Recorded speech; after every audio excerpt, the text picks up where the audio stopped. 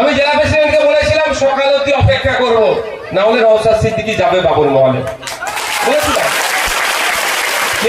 কে আপনার থানার আইসিওসি আছে তাকে বলে দিচ্ছি এর জবাব আমরা এই কদিন দেখবো। যে যে সেকশন অ্যাড করার দরকার আপনি দালালি করবেন, চাটুকারিতা করবেন, যা ইচ্ছা করুন।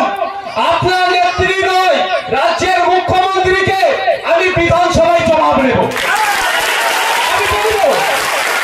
আপনি এখানে সেকশন কম দেবেন 294 লোকের সামনে আপনার মুখ্যমন্ত্রী আমার মুখ্যমন্ত্রীকে বলবো আপনার কি অপদার্থ অফিসার রেখেছে যে সেকশন সে জানে না। অপমানটা কোথায় করতে হবে, কোথায় বললে এই জাহাঙ্গীর না কিনা এই জাহাঙ্গীর বাবুর ঠিক জায়গায় টাইট করলে আপনি এখানকার চাটুকারী নেতার কথা শুনে সেকশন কমিয়ে দিচ্ছেন, দালালি করছেন। বড়বাবুকে বলছি আমি ঠিক জায়গায় আপনার কোথায় টাইট করতে হবে আমি ঠিক জানি।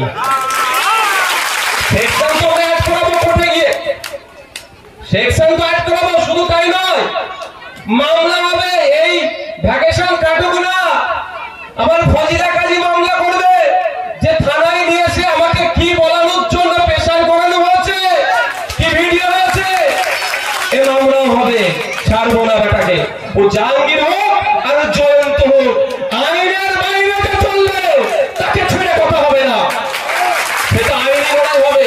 কিন্তু উনি যাদের হয়ে দালালি করছেন তাদের নেত্রী দিয়ে একটু গ্যাদন দিতে হবে না ভাই? হ্যাঁ, কিভাবে হবে? ও এখানে ডিস্টার্ব করেছে, আমি বিধানসভায় যে মুখ্যমন্ত্রীকে ডিস্টার্ব করবো। আপনারা এই পথ ছেড়ে দেন, আপনি অপদার্থ, আপনি ব্যর্থ, আপনার থানার আইসি সেকশন জানেন না কোনটা কি সেকশন হয়। উনি তারপরে নিশ্চিতভাবে খবর নেবে। আর ভালো করে জানেন বিধানসভার মধ্যে বিধানসভার বাইরে নওশাদ সিদ্দিকী যেটা বলে সব কথা বলে না। নওশাদ সিদ্দিকীর কথা যেটা বলে নিশ্চিত কিছু কারণ আছে। আমি এরকম ভাবে বলবো 9 তারিখ থেকে অ্যাসেম্বলি শুরু হচ্ছে। জাহাঙ্গীর সাহেবকে বলছি কোন বাবা আছে বলবেন আমার কথাটাকে আটকাতে। আপনার কোন বাবার কথা শুনে ভুল সেকশন দিয়েছেন, জামিন যোগ্য সেকশন দিয়েছেন, একটা মহিলাকে বাড়ি থেকে তুলে নিয়ে যাচ্ছে, একটা শিশু সমেত তারপর টর্চার হচ্ছে। আপনি মনে করছেন কি পার পেয়ে যাবেন?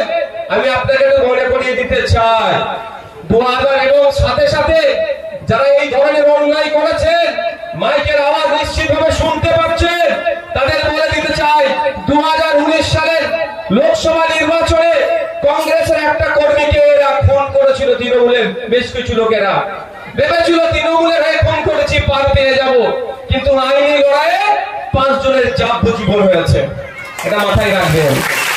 আইনের চক্করে বললে কোনো মমতা ব্যানার্জি, কোনো শুভেন্দু অধিকারী, কোনো বাবা বাঁচাতে পারবে না। আর আপনি আমার বাড়িতে এসে আমার বাড়ির মেয়েকে তুলে নিয়ে চলে যাবেন, আমি ভাবছেন চুপ করে থাকবো নাকি? সৌজন্যতার রাজনীতি করি বলে এসে কিছু বলিনি তখন, এটা মাথায় রাখবেন। সৌজন্যতার রাজনীতি করি মানে চুপ থাকি মানে দুর্বল ভাববেন না। ওরকম ওসিআইসি কে অনেক আমরা হাইকোর্টে ছুট কাটাচ্ছি। ধোলা থানার ওসি স্যারকে কি আইসি স্যার ওটা ধোলা থানার আইসি স্যারকে জিজ্ঞাসা করবেন, ডেটের পর ডেট নিচ্ছে ঠিক কথা, 60 বছর কিন্তু ওই বাবুকে চাকরি করতে হবে। এখন কি করছে? খুব বেশি হলে কি করবে? ডেটের পরে ডেট নেবে, এর থেকে বেশি আর কিছু করতে পারবে না। কিন্তু গীতে রেখে দিয়েছি বড়শি দিয়ে। বিভিন্ন থানা ওসিআইসিদের জিজ্ঞাসা করবেন, হ্যাঁ যারা যে সমস্ত ওসিআইসিরা নিরপেক্ষতা বজায় রেখে কাজ করছে তাদেরকে আমরা 2 হাতে স্যালুট দিই। দুর্ভাগ্য আমাদের, এত বড় ঘটনা ঘটে গেল, ভাঙচুর করলো, এসে মার্ডার করে দিবা আমাদের ধনঞ্জয় বাবুকে মার্ডার করে দিবার চক্রান্ত করেছিল।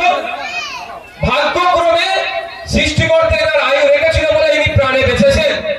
তারপরেও এত বড় ঘটনা ঘটে গেল, কোনো ব্যবস্থা নেয়নি সেই মতো। ঠিক আছে, চাটুকারিতা করুন, এর জবাব আমি কোথা থেকে নিতে হবে এবং যে জায়গা থেকে নেব সেটা কি হবে? রেকর্ডেড হবে। এখানে বলছি কতজন শুনবে? আর রাজ্যের মুখ্যমন্ত্রীর কাছে আমি প্রশ্ন করবো, ভাই আমি ছাড়বো না, আমি ছাড়বো না। ফজিলা বোনের জন্য, এই দাদার জন্য আমি ছাড়বো না, ছাড়ার কোনো প্রশ্নই আসে না। বাইক ভাঙচুর হয়েছে, বাড়িঘর ভাঙচুর হয়েছে। এটা উত্তরপ্রদেশ নাকি? এটা অসম নাকি? এটা পশ্চিমবাংলা তো? এখানে